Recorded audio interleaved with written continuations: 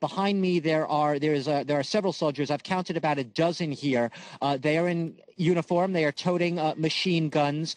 They are assisted. They are well armed. They are assisted by civilians believed to be pro-Russians.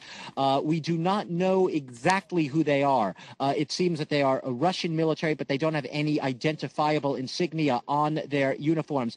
But we arrived here a few minutes ago. They have been patrolling the periphery of the airport, and the building you see behind me is really the main entrance. There are two airports in this region. One is a military one, and one is a civilian one. We were speaking a few minutes ago to an administrative official here who runs the airport.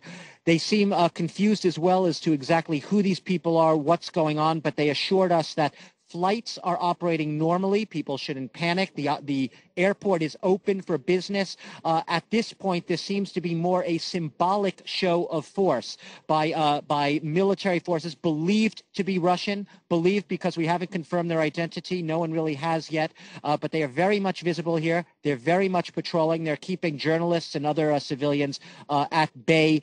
We were forced to stand several dozen meters away from them. This is the closest we can get, but they are very much patrolling this morning, and they don't seem to be going anywhere for the time being.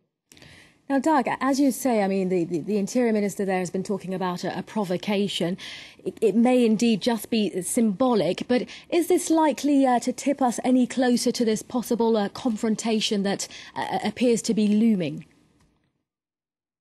Look, it's too early to say how the situation develops. You're right in saying it has been extremely volatile. We saw all last night the hundreds of pro-Russians gathering until late into the evening in front of Parliament. They had been arriving throughout the day from regions such as Sebastopol, which is the base of the Russian Black Sea Fleet. There have been sporadic reports, and in some cases pictures coming out, photos of military movements, in some cases heavy armored personnel carriers moving in and around the capital. Lots of sporadic reports of military movements, even reports of some armed men of unknown origin circulating in the capital, Simferopol. It's all very touch and go, a lot of unknowns at this point. Boy, you can say, yes, the situation remains quite tense here, as well as at the airport this morning, where, as you can see, there are armed machine gun-toting soldiers on patrol.